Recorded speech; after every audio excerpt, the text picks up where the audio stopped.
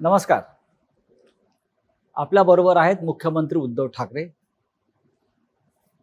आपण त्यांच्याशी राज्य, देश, विश्व अनेक विषयांवर, खास करून करोना संदर्भात जी स्थिती निर्माण झाली आहे त्याच्यावरती आपण त्यांच्याशी चर्चा करतोय. आणि जी माहिती आपल्याला खरोखर माहीत नव्हती, जसं मगाशी म्हणालो की जागतिक आरोग्य संघटनेच्या माध्यमातून सुद्धा अनेकदा ही माहिती आम्हाला समजली नाही, ही राज्याच्या मुख्यमंत्र्यांनी आपल्याला दिली. हे कौतुकास्पद आहे. आपण परत चर्चेला सुरुवात करू.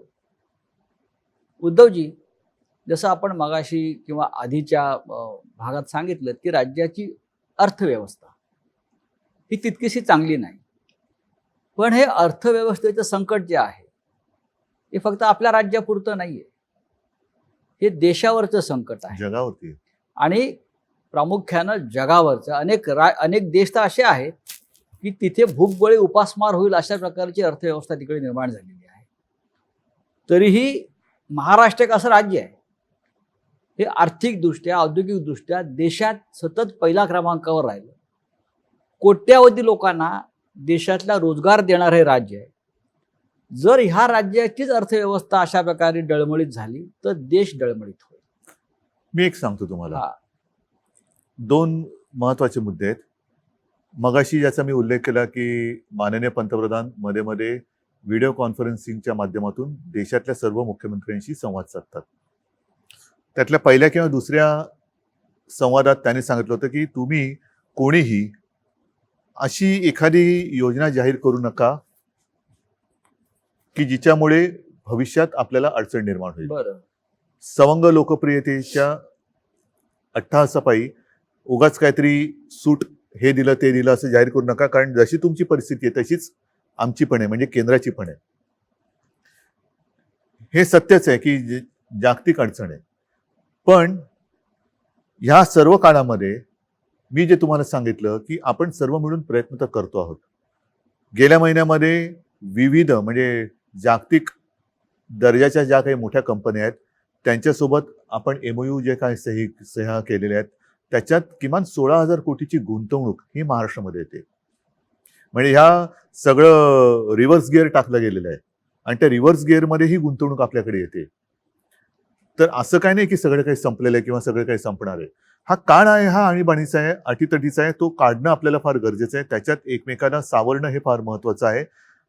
उद्योगधंदे हे पुन्हा सुरू होणार आहेत आणि काही ठिकाणी तर आपण 50,000च्या आसपास तर राज्यामध्ये सुरू झालेले आहेत.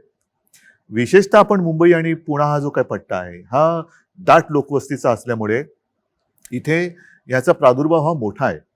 ह्याचं कारण लोकवस्ती आहे आणि लोकवस्ती आहे म्हणून प्रादुर्भाव आहे. इथे हा महत्वाचा औद्योगिक बेल्ट असल्यामुळे इथे थोडं आपण बंद किंवा लॉकडाऊन हा पाळतो आहोत. पण इतरत्र महाराष्ट्रात हा जेव्हा रेड, ऑरेंज आणि ग्रीन झोन अशी वर्गवारी होती त्यावेळेलाच आपण म्हणजे किमान मे महिन्याच्या मध्यावर किंवा शेवटाला असेल ऑरेंज म्हणजे तेव्हा काय होतं की एखाद्या जिल्ह्यात ठराविक भागातच केसेस आहेत, बाकी मोकळे आहे, तर आपण तिकडे त्यांना मुभा दिली. ग्रीन झोनमध्ये तर काहीच हरकत नव्हती, तिकडे उद्योगधंदे सुरू झालेले आहेत. आपण जशी आपली सरकारची कामं आहेत, रस्त्याची असतील, धरणाची असतील, कोस्टल रोडचं असेल, ग्रामीण भागात काय असेल, त्याच्यानंतर कापूस खरेदी असेल, दूध सुद्धा असेल, दुधासाठी सुद्धा आपण दूध खरेदी 31 तारखेपर्यंत करतो आहोत. मक्याची आहे, सगळ्याची आहे. ज्यांचं बियाणं बोगस निघालं त्यांना आपण नुकसान भरपाई मिळवून देतो आहोत. हे सगळं आपण करतोय. ह्याच्यात एक महत्वाचा मुद्दा असा म्हणजे आपण हातावर हात ठेवून गप्प नाही बसलेलो. साधारणतः 16,000 कोटीचे MOUs हे आपल्या राज्यांनी सह्या केलेले आहेत आणि MOU म्हटल्यानंतर ही प्राथमिक अवस्था असते. त्याच्यानंतर पुढची बोलणी आता सुरू आहेत आणि त्याही पलीकडे जाऊन आणखीन काही हजार कोटीचे MOU म्हणजे नवीन गुंतवणूक, नवीन पूर्णपणे. वरती किती विश्वास ठेवतात? कारण या नाही, सांगतो उद्योगमंत्री आपलेच होते, सांगतो काही हजार कोटीचे MOU केले होते, पण त्यातली इन्व्हेस्टमेंट काही इथे आली नाही केली. ह्याचं कारण का की तुमचा उद्योगमंत्री एकटा असून चालत नाही, तुमचं सरकार. आणि त्या काळात जो मगाशी तुम्ही उल्लेख केला की हे सगळं चालू असताना नोटबंदी आली. अनिश्चितता, धोरणांची अनिश्चितता असेल तर गुंतवणूक येणार नाही. आता आपल्या राज्यामध्ये, मी राज्यापुरतं म्हणेन की अनिश्चितता नाही. आपण अनेक काही गोष्टी, सोयी सुविधा ह्या केवळ सगळं काही आपलं गहाण टाकून करतोय अशातला भाग नाही. पण ज्या काही गोष्टी आपण करू शकतो आहोत, मग जमिनीसाठी सुद्धा त्याच्यामध्ये काही नियमांची एक सोपीकरण असेल, इज ऑफ डुईंग बिझनेस ज्याला म्हणतो, ह्या सगळ्या गोष्टी आपण आणतो आहोत आता. आणि हे बघितल्यानंतर मला पूर्ण विश्वास आहे की हे एमओयू केलेत ते पूर्ण अंमलात आणून देण्याची जबाबदारी ही सरकारची आहे. आणि सरकारने जे वातावरण तयार केलेले आणि करत आहे, जो विश्वास एक लागतो, त्यातून ही गुंतवणूक येईल नक्की. ही गुंतवणूक येत असताना साहजिकच आहे, मग आधी असलेले उद्योगधंदे आहेत त्यांना तर आपण गो अहेड दिलेलं आहे, ते काम चालू करतायत. जिथे जिथे लॉकडाऊन नाही तिकडे दुर्दैवाने किंवा नाईलाजाने जिथे पुन्हा अशी परिस्थिती निर्माण होते तिकडे मात्र पुन्हा आपल्याला बंद करण्याखेरीज तात्पुरता पर्याय नाहीये. तर असं समजण्याचं कारण नाही की सगळं काही संपलंय. मी तसं- अजिबात निराशावादी नाही, नाही, मी नाही, स्वतः निराशावादी आपण नाही असू आणि शकत मी नाही. निराशावादी कोणाला होऊ देणार नाही. नाही, आपल्या नेतृत्वाखाली सकारात्मक कार्य चाललेलं आहे, राज्याला ऊर्जा मिळते आहे, या सगळ्या गोष्टी लोकांनी स्वीकारलेल्या आहेत. बघा, एक शब्द आधीच्या आहे, सरकारने एक शब्द आहे संयम. संयम, आणि या जो आपल्या बाबतीत काय वापरला जातो. सांगतो आता या शब्दाची सुद्धा गंमत आहे. एखादं अक्षर म्हणजे शिवसेना प्रमुख म्हणायचे की अक्षर जुळून शब्द बनतो आणि त्या शब्दाचे मंत्र होतात. आता शब्दाची ओवी पण होते आणि शब्दाची शिवी पण होते. हो, आता जसं संयम आहे, या संयमातला स काढला तर काय होईल? यम होतो. मग काय पाहिजे तुम्ही ठरवा, संयम पाहिजे का यम पाहिजे. नाही, आपण संयमाचे त्याच्यामुळे तुम्ही कशाला आमंत्रण द्यायचं, संयम ठेवायचा का यम पाहिजे. उद्धव ठाकरे मी हे नुसतं यमक नाही जुळवत आहे. नाही, उद्धव ठाकरे म्हणजे संयम हे समीकरण आहे या देशाच्या राजकारणातलं आणि मी करणार, महाराष्ट्रात. माझ्यात आत्मविश्वास आहे, मी करून दाखवणार. होय, पण गेले 5 वर्ष जे सरकार होतं त्या सरकारमध्ये आपणही होता. उद्योग खातं सुद्धा आपल्याकडेच होतं. या काळामध्ये केंद्र असेल, राज्य असेल, startup India, make in India. आणि त्यावेळेला सुद्धा सामनाने माझ्या मुलाखती घेतलेल्या आहेत. होय त्याच्यामुळे त्या सामन्याच्या मुलाखती वाचा. होय, startup India, make in India, त्यानंतर एमओयू, असे कोणतेही एमओयू शेवटपर्यंत प्रत्यक्ष कृतीमध्ये आले नाही. हे अवलंबून राहतं त्या सरकारच्या धोरणावरती. म्हणजे नुसती उत्सवप्रियता असेल तर काही होणार नाही. मी जे तुम्हाला सांगितलं की आता जे आपले सगळे साथी सोबती महाविकास हो. आघाडीचे सगळे सहकारी आहेत, मग पवार साहेब आहेत, अगदी काँग्रेसचं सुद्धा, किंबहुना सोनियाजी आहेत आणि त्यांची इथली काँग्रेसची लोक आहेत, या सगळ्यांना आता आपल्याला तिघा नाही, जे काही एक अनुभवातून शहाणपण आलेलं आहे ते शहाणपण आपण आता आपल्या कामात दाखवतो आहोत. आणि आतापर्यंत मागे वळून बघताना हो. आपल्याकडनं काय राहून गेलं किंवा हम्म. एकूणच सरकार, मग मी तिकडे पक्षाची लेबल लावून सरकार बघत नाही, सरकार हे सरकार असतं. या सरकारकडनं काय राहिलं होतं, काय चांगलं झालं होतं, ह्याचा सगळा एक आढावा घेऊन आपण या गोष्टी करतो. आणि ही सुद्धा गोष्ट जी 16,000 कोटीची एमओयूची आहे, ही सुद्धा मी घरात बसून केलेली आहे. हो, आम्ही पाहिलं ते. हे सुद्धा घर बसल्याच केलेलं आहे. मी कुठेही भटकत गेलो नव्हतो की इकडे जा तिकडे जा तिकडे जा, काही नाहीये. आपली जी सिस्टीम आहे, पुन्हा सिस्टीम ही काम करते. सगळेजण, काही लोक त्यांच्या देशातून त्याच्यात सहभागी झाले होते. आपली काही लोक, मी घरात नव्हतो, देसाई साहेब आणि सगळे सहकारी मंत्रालयातून असतील. त्याच्यामध्ये चीनची गुंतवणूक किती आहे?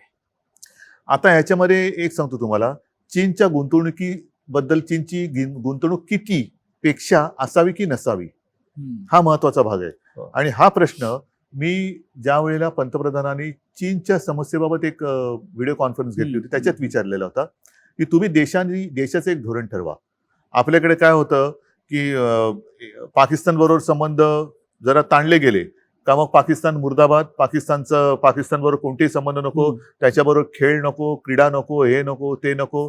आणि जर ओसरलं सगळं, हा. मग खेळ आणि राजकारण तुम्ही एकत्र आणू नका, कला आणि राजकारण एकत्र आणू नका, हे सगळी बौद्धिक आपण घ्यायची. हो. पण ताणलं जातं तेव्हा आपली भूमिका खबरदार जर टाच मारून यायची असते. मग तो खेळाडू पण नको, कलावंत पण नको, काही उद्योग नको. तसंच चीनच्या बाबतीत तुम्ही एकदा ठरवा, वस्तू तर सोडाच, पण उद्योगधंदे आपण आणायची की नाही आणायची हे देशाचं धोरण असलं पाहिजे. राष्ट्रभक्ती ही सगळ्या देशाची सारखी असली पाहिजे. माझी आहे, नसेल आपण ते होल्डवरती ठेवलेलं आहे, नको असेल द्या पाठवून. पण उद्या पुन्हा हिंदी चीनी भाई भाई करून तुम्ही जर का फिरवणार असाल सगळ्या चीनच्या पंतप्रधानांना, तर मग ही संधी घालवायची का? आणि घालवायची असेल तर मग एकदा दिशा ठरवा, आपण जाऊ पुढे. उद्धवजी, आपण जेव्हा मुख्यमंत्री नव्हता तेव्हाही काही प्रकल्पाच्या बाबतीमध्ये आपण स्वतः जातीनं लक्ष घातलं, विशेषतः कोस्टल रोड मुंबईतला. हो. आता सध्याच्या या संपूर्ण संकट काळामध्ये किंवा आर्थिक व्यवस्था आपण जर पाहिली तर कोस्टल रोड होणार आहे की नाही? चालू आहे काम, जोरात चालू आहे. बरं, कोस्टल रोडचं काम कुठेही थांबलेलं नाही. कोस्टल रोडचं काम सुरू आहे. त्याच्यासाठी आपण पैशाचं सुद्धा आयोजन नियोजन करून ठेवलेलं आहे आणि कोस्टल रोडचं काम सुरू आहे. त्यानंतर दुसरा विषय येतो बुलेट ट्रेनचा. बुलेट ट्रेनची गरज नाही असं आपणही म्हणाला होता. श्री शरद पवार सुद्धा म्हणाले होते की बुलेट ट्रेनमध्ये आपल्या राज्याला फायदा नसून आपल्या राज्याने याच्यात गुंतवणूक करणं बरोबर नाही. तरीही 60% जमीन संपादन महाराष्ट्रात झालंय आतापर्यंत. त्याच्यामुळे बुलेट ट्रेनचं नक्की भविष्य काय? प्रत्येक गोष्टीला केवळ एकच बाजू नसते, अनेक बाजू असतात. ह्याच्यामध्ये आपण स्थानिक लोकांचा विचार करणं हा फार महत्वाचा आहे. राज्य म्हणून बुलेट ट्रेनची आवश्यकता राज्याला जर असेल तर ती मी म्हणेन माझ्या मुंबई नागपूरला जोडणारी बुलेट ट्रेन द्या, माझी राजधानी आणि उपराजधानी जोडणारी ट्रेन द्या, की जेणेकरून हा सुद्धा जो विदर्भाचा थोडासा एक त्यांच्या मनातल्या मनात कारण नसताना एक दुरावा निर्माण करून दिला जाण्याचा प्रयत्न केला जातो, तो दुरावा नष्ट होईल. जसा समृद्धी महामार्ग होतो, ज्याला आता शिवसेना प्रमुखांचं नाव दिलेलं आहे, तसंच मुंबई नागपूर जोडणारं मला बुलेट ट्रेन द्या, मला आनंद होईल. सुरत मुंबई ज्याचा आता काही उपयोग भविष्य नाहीये, काय? ज्याची आता काही आवश्यकता नाहीये. पण हे करत असताना जमीन भूसंपादन करते वेळी जिथे विरोध झालेला आहे, ज्यांचा विरोध आहे त्यांच्या मागे शिवसेना पक्ष म्हणून ठाम उभी आहे. सरकार म्हणून तर जे काही करायचं तो निर्णय आपण घेऊच, पण ज्यांचा विरोध आहे त्यांच्या पाठी शिवसेना आहे. आता काही जणांनी जर का स्वतःहून जमीन दिली असेल, बुलेट ट्रेन होणार सांगतो की मी. नाही? कारण एक मिनिट शेवटी यात राज्य सांगतो. सरकारची गुंतवणूक आहे. सांगतो ना मी. आता जिथे पहिला मी जमिनीचा विषय घेतो. ज्यांनी स्वतःहून जमीन दिली असेल त्यांनी तो सगळा कारभार झाला असेल. ज्यांचा विरोध आहे म्हणून मी म्हटलं नाही, पहिलं ग्रामीण किंवा तळागाळातल्या लोकांचा, जसं नाणारचा विषय आहे. नाणार सुद्धा सरकारने केलाच होता की करार, पण तो जनतेने हाणून पाडला. आम्ही शिवसेना म्हणून जनतेच्या सोबत उभे राहिलो.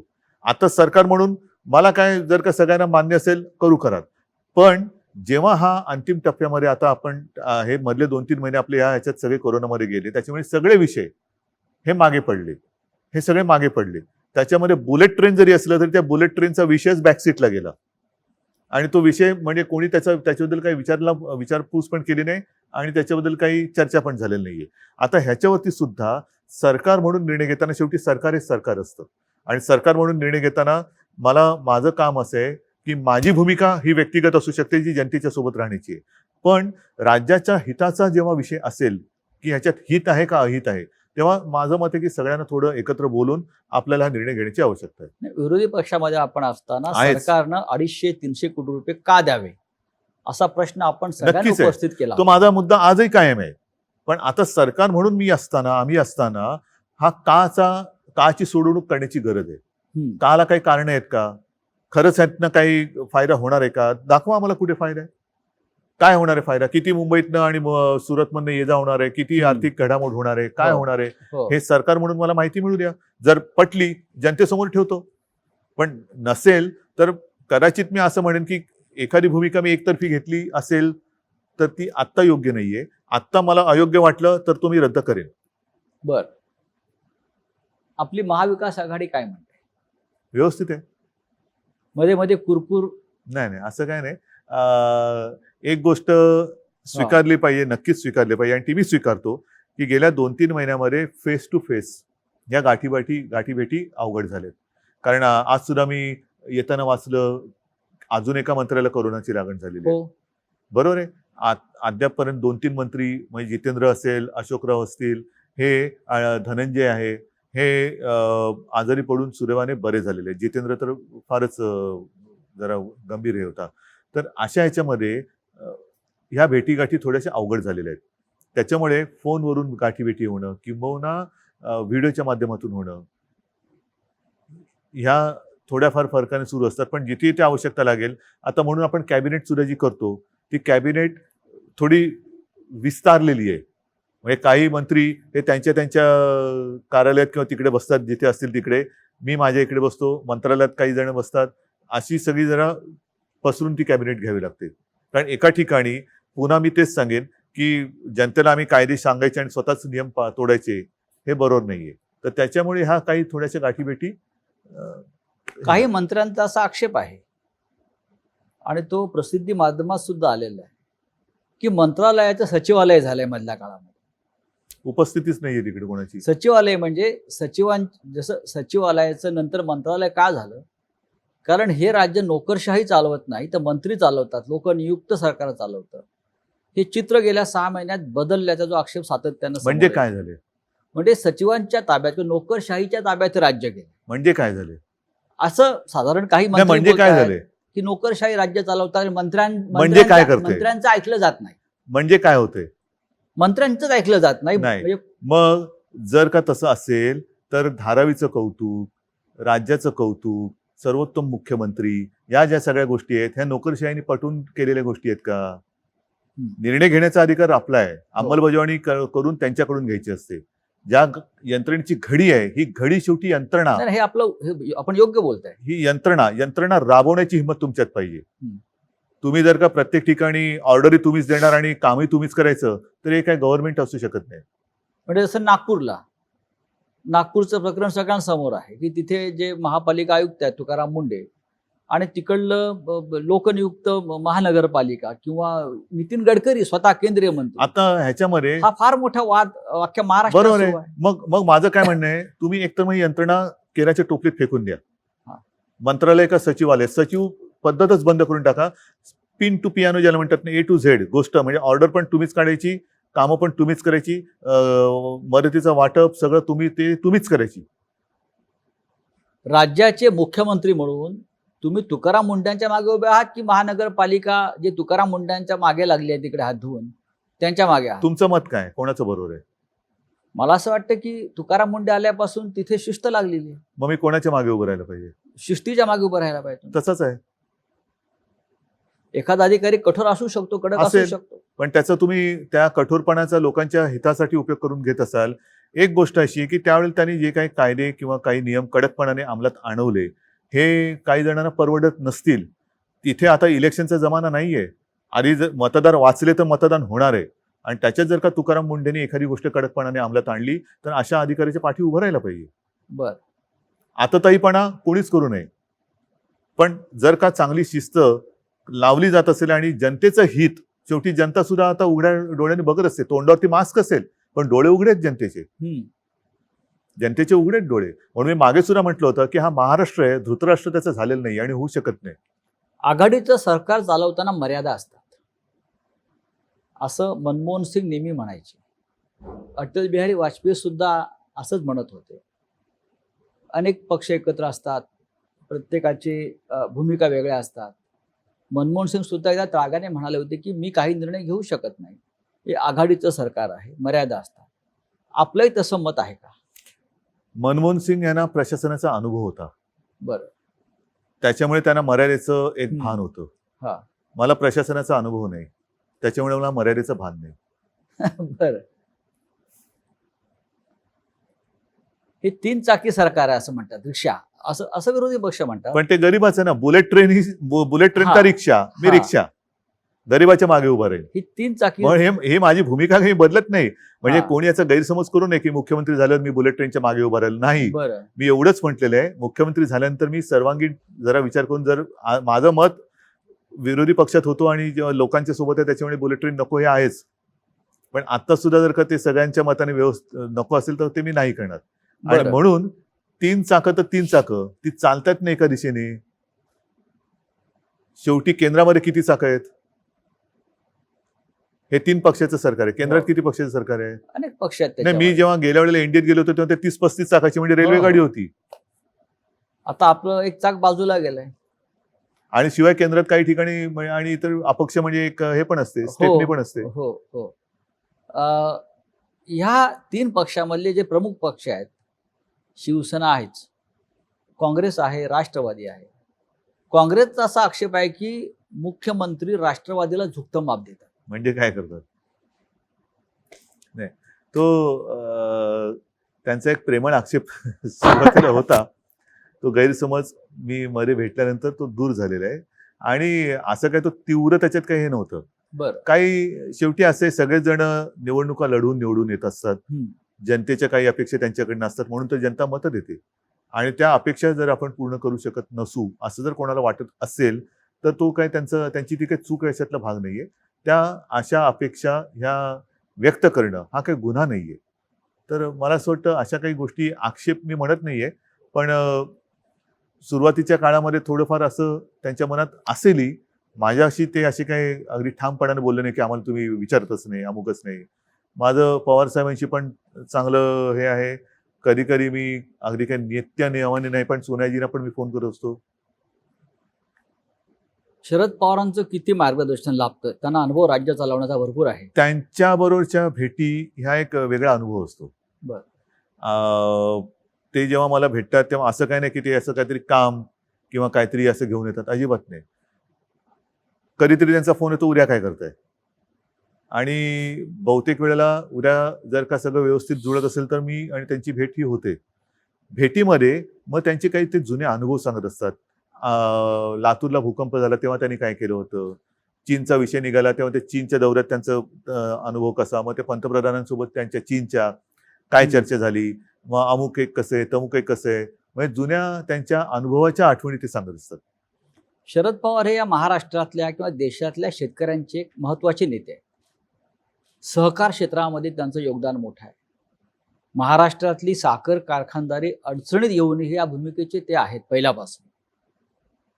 पण मी काल असं पाहिलं की राज्याचे विरोधी पक्षनेते देवेंद्र फडणवीस हे साखर उद्योजकांचे प्रश्न घेऊन अमित शहांना भेटले.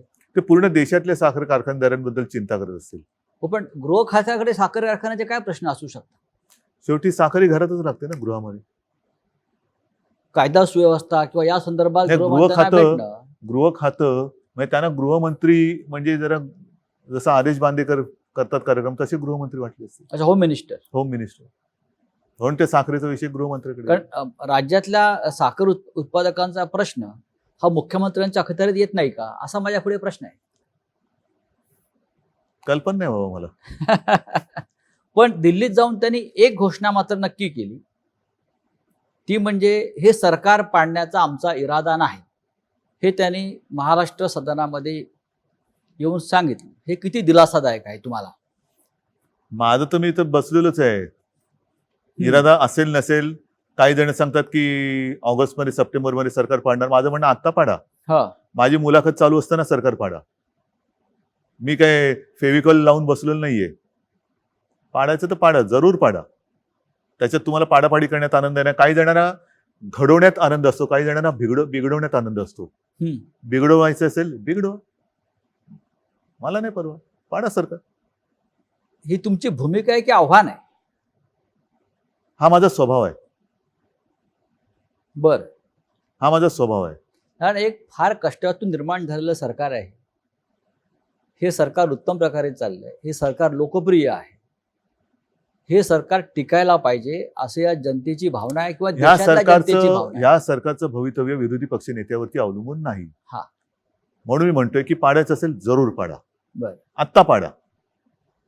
आता मध्य प्रदेश काँग्रेसचं सरकार पाडलं.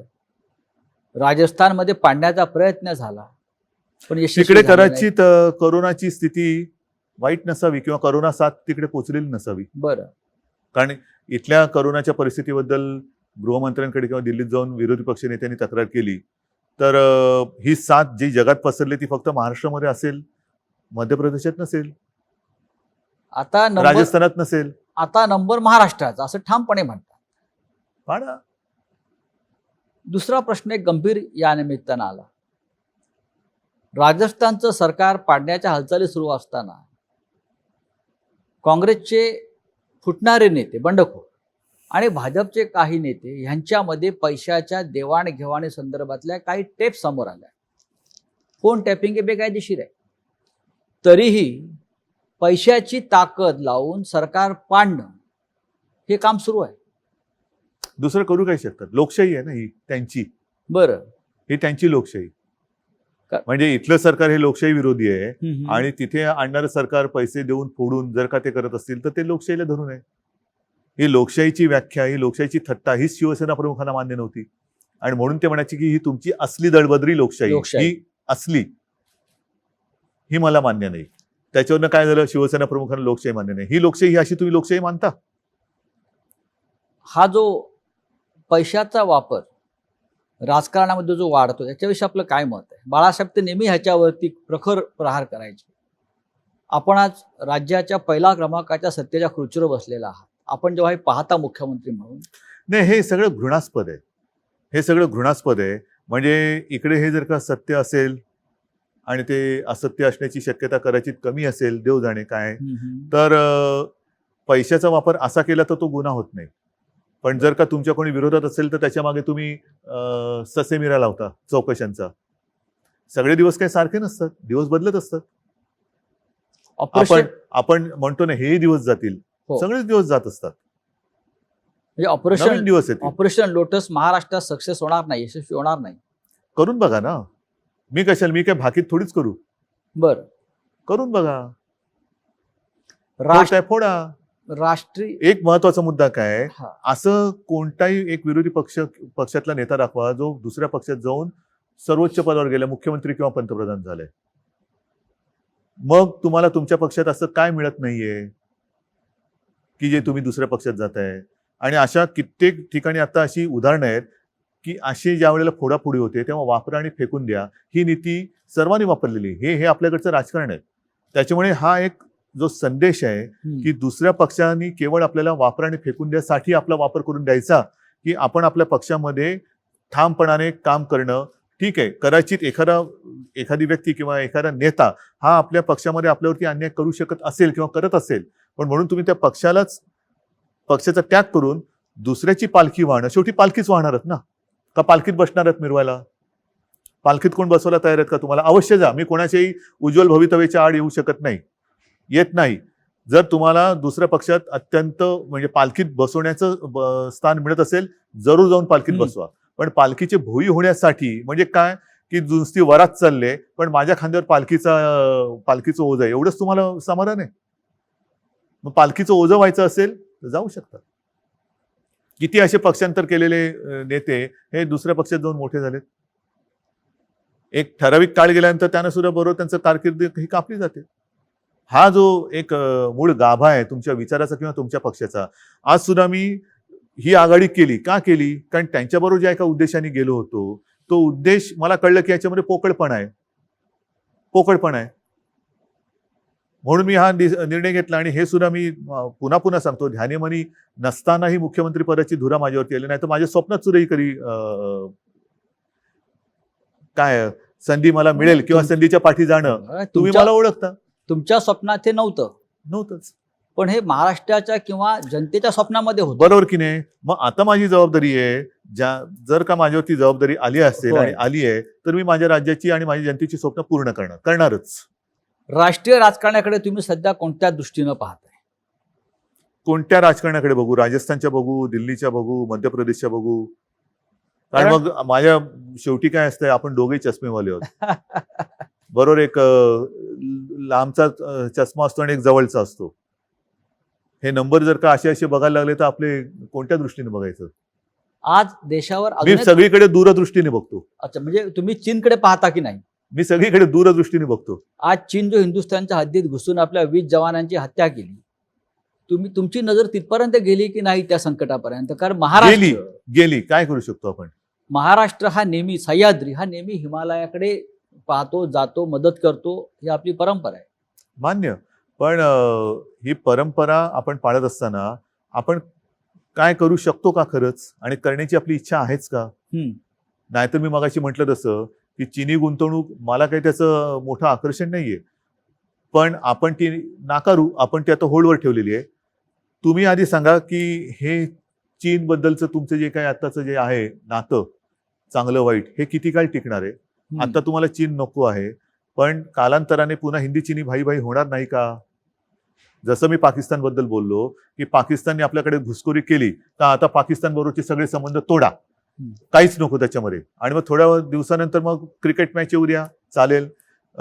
त्यांचे खेळाडू येऊ द्यात, कलाकार येऊ द्यात, गाणी, गझला, साहित्यिक. आणि मग आम्हाला आमच्याच विरुद्ध त्यावेळेला सरकार नव्हतं आपलं, शिवसैनिकांच्या विरुद्धच आपले पोलीस बंदुका घेऊन रोखून उभे.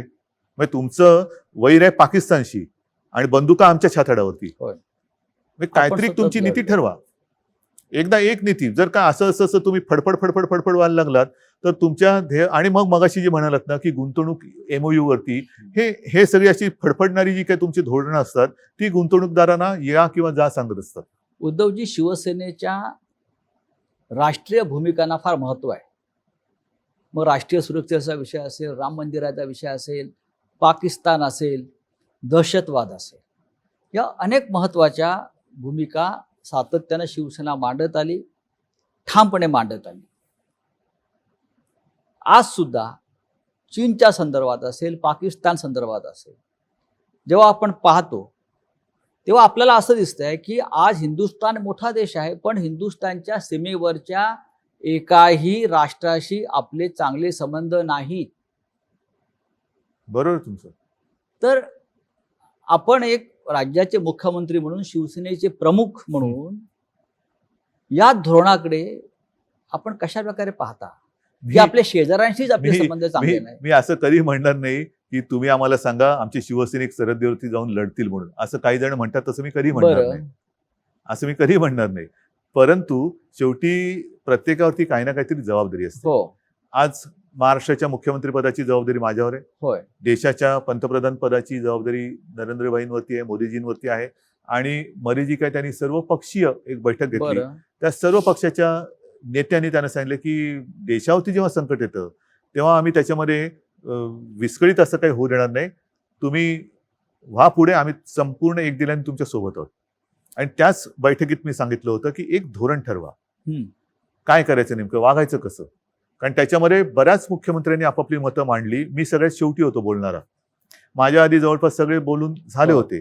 आणि त्याच्यामध्ये बहुतेकांनी ही हा, एक अपेक्षा व्यक्त केली होती की चीनच्या मालावरती बहिष्कार टाका, भगवान की मूर्ती चीन से आ रही है, हा, हे बंद करा, ते बंद करा, अमुक बंद करा, तमुक बंद करा. हा. आता हे ठीक आहे, ते बंद केल्यानंतर आपण चीनच्या ऍपवरती बंदी घातली. चीनची ऍप आपण App. बंद केली. हो. आता आपण असं म्हणायचं का टिकटॉक, टिकटॉक हा आपण चीनला आपटला का? नाही. जर आपटला असेल तर आपटणार कधी? म्हणजे नुसती ऍप बंद करून चीनला जर धडा शिकवत असू तर आनंदाची गोष्ट आहे. उद्धवजी, राम मंदिर हा आपल्या जिव्हाळ्याचा विषय. नक्कीच. शिवसेनेनं राम मंदिराचा मार्ग मोकळा केला, हे इतिहास सांगतो. त्या राम मंदिराच्या संदर्भात आपण सुद्धा अयोध्येला गेलेला आहात, मुख्यमंत्री नसताना आणि मुख्यमंत्री झाल्यावर सुद्धा. म्हणजे आपण आपल्या भूमिकेमध्ये कोणताही बदल केलेला नाही. भूमिपूजन 5 ऑगस्टला होईल अशी तारीख जाहीर झालेली आहे. आपण त्या भूमिपूजनाला जाणार का? नुसतं हो किंवा नाही हा हा, हा मुद्दा मी माझ्या व्यक्ती म्हणून काही सांगू शकेन. बरं. पण महत्वाचा मुद्दा जो आपण प्रश्नामध्ये एक सांगितला की राम मंदिराच्या लढ्यात शिवसेनेची भूमिका ही इतिहासाने दखल घेतलेली आहे. हो, मी मुख्यमंत्री नव्हतो त्याही वेळेला राम मंदिरात गेलो. किंबहुना योगायोग ज्याच्यावरती माझी श्रद्धा आहे, माझी भावना हीच सांगते. हम्म. नोव्हेंबर 18 मध्ये मी पहिल्यांदा राम मंदिरला गेलो होतो. हो. आपण सोबत होतात. होय. शिवनेरीवरची म्हणजे माती शिवजन्मभूमीची एक मुठ माती मी घेऊन गेलो. त्याच्यानंतर ह्या विषयाला खूप चालना मिळाली. त्याच्या आधी हा विषय थंड बस्त्यात होता, कोणी काही विषयच काढत नव्हतं. शिवसेनेने सुरुवात केली, जर उशीर लागत असेल तर कायदा बनवा, वटहुकूम काढा, काय वाटेल ते करा, पण राम मंदिर ही बनवा, आपलीच मागणी ही होती. शिवसेनेची मागणी होती. त्याच्यासाठी आपण अयोध्येला गेलो. तुम्ही योगायोग म्हणा, काही म्हणा, त्या विषयाची सोडवणूक तर वर्षात झालीच. पण ज्या नोव्हेंबरमध्ये 18च्या नोव्हेंबरमध्ये मी तिकडे गेलो, त्याच्या पुढच्या नोव्हेंबरमध्ये तो प्रश्न पण सुटला आणि मी मुख्यमंत्री पण झालो. आपण ही माझी श्रद्धा आहे. ज्याला कोणाला ह्याला अंधश्रद्धा म्हणायचं असेल तो त्यांच्याकडे विषय. बरं. माझी श्रद्धा आहे आणि ती आहेच, असणारच आहेच. मुद्दा काय येतो की सर्वत्र सध्या करोनाचं थैमान आहे. मी ठीक आहे, मी म्हणेन मी जाणारच, मला काही बिघडत नाही, मी मुख्यमंत्री आहे. आणि बरं. नव्हतो तेव्हा सुद्धा हो. मला तिथे मानपान सगळं मिळालं. हो, ती हो. शिवसेना प्रमुखांचं आणि माझा मुलगा हो, म्हणून ती हो. पुण्य माझ्याकडे आहेच. आता तर मुख्यमंत्री आहे, मला बंदोबस्त मिळेल, मी व्यवस्थित जाईन, मी पूजा अर्चा करून किंवा त्या कार्यक्रमात सहभागी होऊन परत येईन. पण हे मंदिर हे सर्वसामान्य मंदिर नाहीये. एखाद्या गावात जरी मंदिर बनवायचं झालं तरी गावकरी जल्लोषात एकत्र येतात. हो, कारण त्या गावासाठी ते राम मंदिर असतं अयोध्येसारखं. जे अनेक लोक अयोध्येला जाऊ शकत नाही त्यांच्यासाठी त्या गावाचं मंदिर हे महत्वाचं असतं. अनेक सभा समारंभ किंवा लग्न किंवा इतर काही गोष्टी त्या मंदिरातल्या देवाच्या साक्षीने होतात गावामध्ये. मग हा राम मंदिराचा मुद्दा आहे, ज्याला एका लढ्याची पार्श्वभूमी आहे, एक विचित्र पार्श्वभूमी आहे, ज्याच्यावरती बाबरांनी आक्रमण करून ते पाडून मशीद बांधली होती, त्याच्यात पुन्हा आता आपण मंदिर उभं करतोय. हा पूर्ण केवळ हजारो लोकांचे प्राण गेलेत. हिंदुस्थानातल्या हिंदूंचा नाही, जागतिक कुतूहलाचा विषय आहे. आज आपल्याकडे कोरोनाचं संकट असताना सर्व मंदिरांमध्ये जाण्या येण्याला बंदी आहे. मी जाऊन येईन, पण लाखो राम भक्त जे तिकडे उपस्थित राहू इच्छित असतील त्यांचं तुम्ही काय करणार? त्यांचं तुम्ही काय करणार? त्यांना तुम्ही अडवणार का? त्यांना येऊ देणार आणि त्यांच्यामध्ये कळत नकळत कोरोनाचा प्रसार होऊ देणार? कारण हा आनंदाचा क्षण आहे. आणि नाही तर तुम्ही व्हिडिओ कॉन्फरन्सवरनं ई उद्घाटन, ई भूमिपूजन करू शकता. आपल्याला आठवत असेल की आपण मुख्यमंत्री म्हणून जेव्हा गेलात तेव्हा शरयूच्या तीरावरती आपल्याला आरती करण्यापासून थांबवलं होतं. थांबवलं, कारण करोनाचा प्रसार होता. तिथं सुरुवात होती. आपण सगळी तयारी केली होती बरोबर आहे. आरतीची. आणि त्याच्या आधी जेव्हा गेलो होतो तेव्हा शरयूचा काठ कसा होता? भव्य आपण केलं होतं. म्हणजे खच्चून गर्दी होती. हो. म्हणजे हालचाल करायला जागा नव्हती. हालचाल करा एवढं होय. सगळं तो त्या विषयाला भावनेने जोडली गेलेली माणसं आहेत. ह्या लोकांना तुम्ही थांबवणार कसे? माझं येणं जाणं मी करीन. मी तर मुख्यमंत्री म्हटल्यानंतर जाऊन येईन. अजूनही अधिकृत काही तारीख आलेली नाहीये. अधिकृत तारीख आलेली नसली तरी अधिकृत कार्यक्रम कसा असेल कल्पना नाहीये. आल्यानंतर तो कार्यक्रम आल्यानंतर आपण ते ठरवू. पण बरं. लाखो लोकांची जी भावना आहे की तिकडे उपस्थित राहावं, त्यांना तुम्ही कसं अडवणार? कारण तिकडे तो शरयूचा काठच काठ. महत्वाचा आहे. ज्यावेळेला हे सगळं चाललं होतं तेव्हा शरयू सुद्धा लाल झाली होती शरयू लाल राम झाली. भक्ताच्या रक्ताने. होय. अशा लाखो लोकांच्या, करोडो लोकांच्या भावना त्याच्याशी निगडीत आहेत. आजही तुम्ही त्या विषयाशी भावनेनं बांधलेला आहेच. कारण मला स्वतःला मी 2 ते 3 वेळा अयोध्येला गेलो. होय. पण तुम्हाला मी मनापासून सांगतो, मी अंधश्रद्धाळू नाही. माझे आजोबा, माझे वडील, आजोबांची मतं ही मला चांगली माहिती आहेत. आजोबा माझे नास्तिक नव्हते. त्यांची देवावरती श्रद्धा ही होतीच, पण ते त्याचबरोबरीने माझे वडील पण अंधश्रद्धाळू नव्हते. अंधश्रद्धा वेगळी आहे, नास्तिकपणा वेगळा आहे आणि आस्तिकपणा वेगळा आहे, श्रद्धा वेगळी आहे. श्रद्धा आणि अंधश्रद्धामध्ये एक पुसटची लाईन आहे, ती फार महत्वाची आहे. आणि त्या एका भावनेतनं मी सांगतो, मी ज्या वेळेला, मी आतापर्यंत मला वाटतं 3 वेळा आपण गेलो. 3 वेळा गेलो. तिन्ही वेळेला मी जेव्हा त्या राम मंदिराच्या समोर, राम मंदिर आता ते रामाचं हे काय आपण बघितलं, आता भव्य दिव्य ते होईल, पण तो जो एक गाभारा आहे त्याच्या समोर उभा राहिल्यानंतर मला जो काही एक अनुभव आला, तो अनुभव मला आला, इतरांना आला असेलच, मी नाही म्हणत नाहीये. उद्धवजी, त्याच्यामुळे ह्याच्याबद्दल कोणी या विषयावरती माझ्याशी कोणी वाद घालू नये किंवा कोणी मला शिकवू नये. उद्धवजी, शिवसेना म्हणजे गर्दी. हा गेल्या 50-55 वर्षाचा अनुभव. शिवसेना प्रमुख म्हणजे गर्दीचा महासागर. आपण सुद्धा शिवसेना पक्षप्रमुख झाल्यावरती सतत गर्दीत राहिलात. शिवसेनेनं हाक मारली की हजारो लाखो लोक रस्त्यावरती उतरतात, लाखोंच्या सभा आपण करतो. पण या नवीन स्थितीमध्ये आपण गर्दीपासून लांब झालो किंवा गर्दी ओसरली. शिवसेनेचा कालचा वर्धापन दिन सुद्धा आपण गर्दीशिवाय केला. गर्दी होती, पण ती ई गर्दी. हे राजकारण कसं काय पुढे जाणार? नाही, अवघड आहे. आणि आता मी तुम्हाला म्हटलं ना की शिवसेना प्रमुखांची आठवण येते ती ज्या वेळेला असे काही विजयोत्सव व्हायचे. हो, शिवसेना प्रमुखांचा वाढदिवस असायचा. हो ना. त्या अखेरच्या ह्याच्यामध्ये ते खाली येत नसत आणि त्यांचे फोटो आहेत खिडकीतून हात करताना. ज्या वेळेला खाली गर्दी व्हायची आणि घोषणा व्हायच्या त्यावेळेला ते उठून बाहेर याचे खिडकीत आणि हात करायचे. आणि मी त्यांना सांगण्याचा प्रयत्न करायचो की तुम्ही सारखं हे नका करू. मला म्हणायचे हे माझं टॉनिक आहे. माझ्या तब्येतीची चिंता करू नको, हे माझं टॉनिक आहे. हे एवढं महत्व शिवसैनिक आणि आमचं नाते आहे. आमच्या नात्याचं ते यथार्थ वर्णन आहे शिवसैनिक आणि आमचं. आता ह्या टॉनिकचं काय करणार आपण? आता ते टॉनिक मिळवायचं तर आहेच. कोणत्याही परिस्थितीत मी टॉनिक नाही सोडणार. बरं, लॉकडाऊनच्या काळात आपल्या प्रधानमंत्र्यांनी एक मंत्र दिला आत्मनिर्भर होण्याचा. चांगला मंत्र आहे की आत्मनिर्भर व्हायला पाहिजे. तुम्ही याकडे कसा बघता? एक प्रश्न आहे राज्याचे मुख्यमंत्री म्हणून. तुमच्या कारकिर्दीमध्ये तुम्ही महाराष्ट्र आत्मनिर्भर कसा करणार?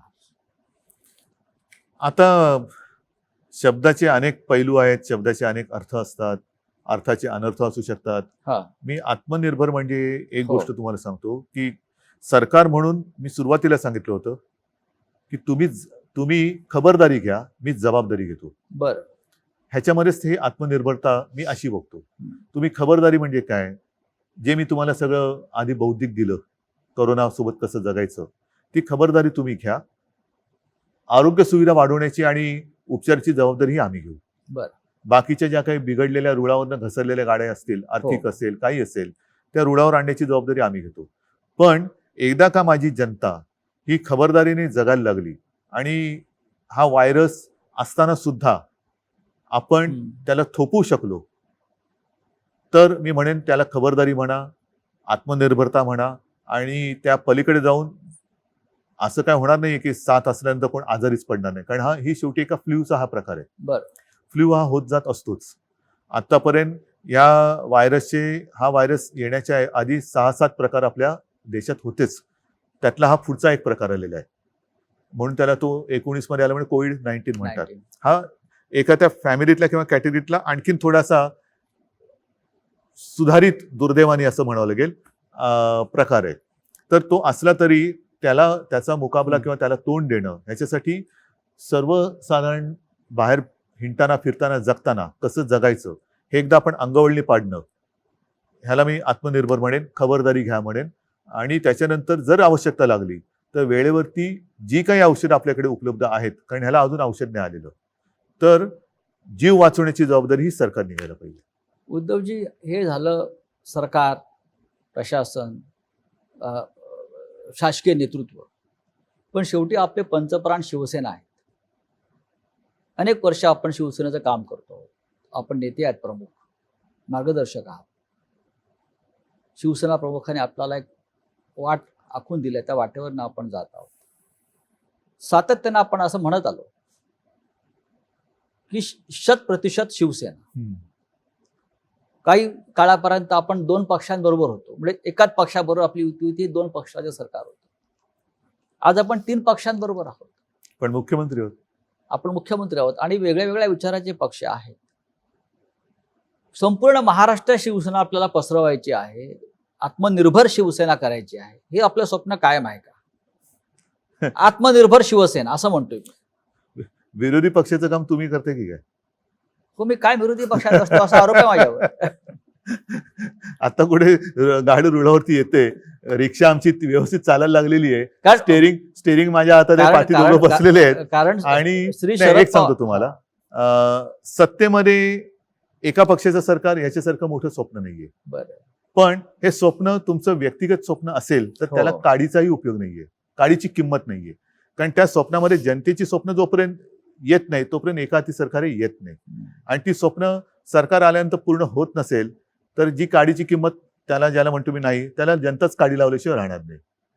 आता हा जो काही एक वेगळा प्रयोग महाराष्ट्राने केलेला आहे, विचारांनी भिन्न असलेले 3 हो. पक्ष हे एक विचित्र राजकीय परिस्थितीमध्ये एकत्र आलेले आहेत. आणि ह्याच्यामध्ये मी सांगितलं ना, केवळ आणि केवळ एक अपरिहार्यता किंवा जबाबदारी म्हणून मी ही खुर्ची स्वीकारली. हे मानाचं पान आहे, मानाचं पद आहे, खूप मोठं आहे. पण जे माझं स्वप्न कधी नव्हतं ते मी स्वीकारलेलं आहे. आता ते स्वीकारल्यानंतर आपण जो आता अर्थसंकल्प मांडला, हा पहिला अर्थसंकल्प मांडला काय आणि तेच अधिवेशन गुंडाळू लागलं काय. आता त्याच्यात ज्या काही गोष्टी आपण जाहीर केलेल्या आहेत त्या जनतेच्या हितासाठी आजपर्यंत कदाचित त्यातल्या गोष्टी अशाही आहेत की ज्या आजपर्यंत कोणी केल्या पण नाहीयेत आणि विचार पण केला नव्हता. तर ती एक माझी आता जबाबदारी ती पार पाडणं. हे करताना मी माझ्या कामाची सुरुवात तर केलेली होतीच आणि ती मी आजही करतोय. ती सुरुवात म्हणजे जे यांच्या भाषेमध्ये मी फिरायला सुरुवात केली होती. बरं. मी फिरत होतोच.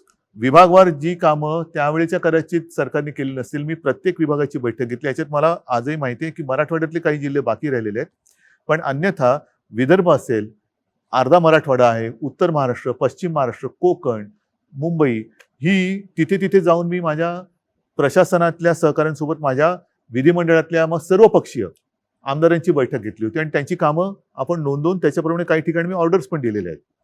तर ही सुरुवात मी केली होती कामाला. हे आल्यानंतर हे थांबलं. आता याच्यामध्ये मी जिथे जायचो तिकडे साहजिकच शिवसैनिकांना भेटायचो, काही कार्यक्रम शिवसैनिकांचे पण व्हायचे. ह्या सगळ्या गोष्टी ह्या गेल्या 2-3 महिन्यात थांबलेल्या आहेत. हा काळ एकदा सरला हम्म. की त्याची पुन्हा सुरुवात होईल.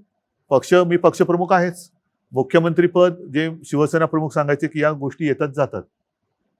कायमस्वरूपी आहे ते माझं पक्षाचं प्रमुखपद हे कायमस्वरूपी. त्याच्यात सुद्धा जसं शिवसेना प्रमुख म्हणायचे की शिवसैनिकांचा जोपर्यंत विश्वास आहे तोपर्यंत, त्याच्यामुळे ते मी कधीच सोडणार नाही आणि पक्ष वाढवण्याचा प्रयत्न मी करणारच आहे, जे उद्धवजी सगळेच करतात. उद्धवजी आपण जेव्हा पक्षाचं काम सुरू केलं, पक्षाचे शिवसैनिक म्हणून, नेते म्हणून, नंतर कार्याध्यक्ष म्हणून आणि साहेबांच्या नंतर म्हणजे शिवसेना प्रमुखाच्या नंतर शिवसेना पक्ष प्रमुख म्हणून हा एक फार मोठा पल्ला आपण गाठला. राज्याला मुख्यमंत्री आपण मिळवून दिला. हे पक्ष सत्तेवरती आहे. आपण जेव्हा, मला आठवतं आपण जेव्हा कार्य सुरू केलं तेव्हा आपण शिवसेनेचे युवा नेते होता. हम्म. आपला उल्लेख हा शिवसेनेचे युवा नेते म्हणून करत होता. आता आपण 60मध्ये पदार्पण करतो. येस, म्हणजे पण आता आपण 60 नाही योगायोग आहे की 60व्या वर्षी मी मुख्यमंत्री जरी असलो तरी असं नाही आजच 60 केला होता 8 तास असं नाहीये. हो. हा योगायोग आहे.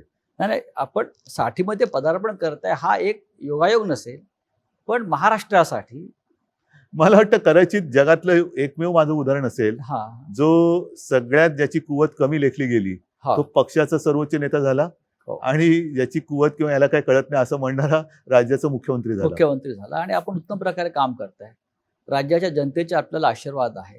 ते महत्वाचे म्हणजे आहे. म्हणजे युवा नेते बघा, मी आपण होता. आजही तुम्हाला अत्यंत प्रामाणिकपणाने सांगतो, मी माझी आज देखील सही आपला नम्र म्हणूनच करतो. ही शिकवण बाळासाहेबांची आपल्याला येस, सगळ्यांना त्यांचं आहे. कारण नम्र हे राहा. बाळासाहेबांची पद्धत आहे आणि माझ्या आजोबांची पद्धत, माझ्या म्हणजे बाळासाहेबांची ही पद्धत. ह्या गोष्टी येतात जातात. जनतेशी आपण कायम नम्रतेने वागलं पाहिजे. कारण कधीही कुठेही गेलो, मी मुख्यमंत्री असो वा नसो, मी आणि बाळासाहेबांचा मुलगा म्हणून मी कुठेही कधी गेलो तरी लोक मला हसून माझं स्वागत करतात, प्रेमाने आदरातिथ्य करतात, या बसा म्हणतात. हे जे काय आहे ना, ही कमाई ही पूर्वजांच्या पुण्याची कमाई आहे. माझं कर्तृत्व शून्य आहे. उद्धवजी जसं बघा युवा नेते होता आपण आणि आपण आज 60त प्रवेश करताय म्हणजे आपण सिनियर सिटीजन झालात असं मी हो, म्हणतो. आता मला बसचा प्रवास फुकट मिळणार. म्हणजे आपल्या निमित्ताने इतरांना मिळेल. कसं तुम्ही पण वाटतंय? तुम्ही पण आम्ही सुद्धा तुम्ही पण मी आज बसमध्ये एक पाऊल टाकलं असेल तरी तुम्ही त्यात पाऊल टाकायच्या तयारीत आहात. आहे, तुमच्याबरोबरच आहे मी.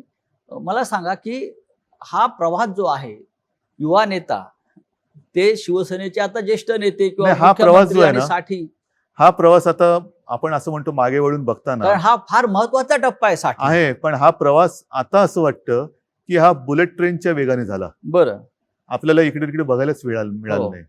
या सगळ्या काळामध्ये मी अत्यंत प्रामाणिकपणाने सांगतो, असं काही जण जे म्हणतात ते खरं आहे की माझं एक क्षेत्र नाही, माझं एक खरंच क्षेत्र नाही. मी मूळचा कलाकार ते करताना केवळ आणि केवळ शिवसेना प्रमुखांना म्हणजे माझ्या वडिलांना एक काहीतरी सहकार्य व्हावं आपल्या परीने, काहीतरी खारीचा वाटा, त्या निमित्ताने मी सुरुवात केली. माझी सुरुवातीचं पहिलं पाऊल होतं ते सामना. कारण तेव्हा मी बघत होतो, हे सगळं सांगून झालंय, रिपीट करण्याची काही आवश्यकता नाहीये. पण शिवसेना प्रमुखांना तर वेळ उसंत नव्हती, कारण तेव्हा आत्तासारखी साधनं नव्हती, हेलिकॉप्टर नव्हती, विमानं नव्हती. कुठेही जायचं झालं तरी गाडीने प्रवास करावा लागत होता. त्याच्यात सुद्धा एअर कंडिशन गाडीत असणं ही फार मोठी लक्झरी होती. अनेक शिवसेनेचे नेते कार्यकर्ते हे तेव्हा देखील आणि आज सुद्धा काही अंशी मी बघतोय एसटीतनं फिरतात आणि तेव्हा फिरायचे. अगदी वामनराव महाडिक असतील, दत्ताजी असतील, त्यांच्यासोबतचे काही कार्यकर्ते जे आहेत त्यांचं कर्तृत्व फार मोठं आहे. त्यांनी त्यावेळेला ह्या सगळ्या खस्ता खात शिवसेना पसरवली, बीजं पेरली, ती बीजं रुजवली आणि त्याला आलेले जे काही अंकुर आहेत ते मी आज बघतोय. म्हणजे जसं कोकणामध्ये म्हणतात पूर्वी, आता त्याच्यात सुद्धा प्रकार आले की नारळाचं झाड आजोबाने लावलं तर नातवाला फळ मिळतं. आज त्यांनी लावलेल्या झाडाची फळं ही आपण चाखतो आहोत. त्याच्यामुळे त्यांचं कर्तृत्व आणि त्यांचं योगदान हे फार मोठं आहे. माझं ह्याच्यामध्ये खरंच काही कर्तृत्व नाही. केवळ आणि केवळ मी ह्याच्यामध्ये मनापासून इन्व्हॉल्व्ह झालो. जसं तुम्ही मगाशी सांगितलं की कोरोनावरती डॉक्टरेट आहे की काय, नाही असं नाहीये. कोणती जबाबदारी स्वीकारली तर ती पूर्णपणाने प्राणपणाने पार पडायची. त्याची सामनाची असेल, मग एक संघटनेमध्ये ज्याला म्हणतो आपण शिस्त आणणं असेल, किंवा एक यंत्रणा उभी करणं असेल, ह्यातनं मी हळूहळू हळूहळू पुढे करत करत करत, किंबहुना हाही माझा तुम्हाला अनुभव सांगितलेला आहे की सुरुवातीला मी भाषणच करत नव्हतो. हो. म्हणजे मला भाषण करता तेव्हाही माझं म्हणणं की येत नव्हतं, आताही माझं म्हणणं मला येत नाही. आणि आधी तर मला असं झालेलं की एका ठिकाणी तरी जोर जबरदस्तीने मला बोलवलं आणि तेव्हा मी ठरवलं की भाषण करायचंच, कारण लोकांना कळू दे मला काही येत नाही. मी भाषण आधी लिहिलं, पाठ करून गेलो, माईक समोर उभं राहिल्यावर मला भाषणच आठवेना. आणि तेव्हा मला जे सुचलं ते मी बोललो आणि त्याही भाषणाला टाळ्या मिळाल्या. आणि असंच माझं भाषण करत करत मी इथपर्यंत आलो. आज म्हणजे अनुभव एखाद्या गोष्टीचा तुम्हाला असायलाच पाहिजे असं नाहीये. तुम्हाला हृदयात आणि एक अंतःकरणात तळमळ पाहिजे. ती म्हणूनच तळमळ महत्वाची आहे. म्हणून आपण जेव्हा मुख्यमंत्री झाला तेव्हा संपूर्ण महाराष्ट्रानं टाळ्या वाजवून स्वागत केलं आपलं. येस, कारण तळमळ पाहिजे. त्या तळमळीने मी काम करतो. आपण सगळ्यांनी महाराष्ट्राचे मुख्यमंत्री उद्धव ठाकरे यांच्याशी हा दिलखुलास संवाद आपण ऐकला. मुख्यमंत्र्यांनी अत्यंत मनमोकळेपणाने आपल्याशी चर्चा केली. मुळात ते मुख्यमंत्री बोलतात असं आपल्याला वाटत नव्हतं. ते आपल्या घरातलेच एक तसंच आहे मी. सदस्य आहेत, शेवटी कुटुंबातले शेवटी कोणीतरी मुख्यमंत्री म्हणजे मित्र काय, आहेत, त्याला काय मुलगा शिंग आहे, फुटतात. वडील आहेत, भाऊ असंच वाटत होतं. आणि महाराष्ट्राला त्यांचं हेच रूप जास्त आवडतंय. उद्धवजी, आपण आलात, खूप मोकळेपणानं बोललात, चर्चा केलीत, याबद्दल धन्यवाद. जय महाराष्ट्र. धन्यवाद सगळ्यांना. जय हिंद, जय महाराष्ट्र.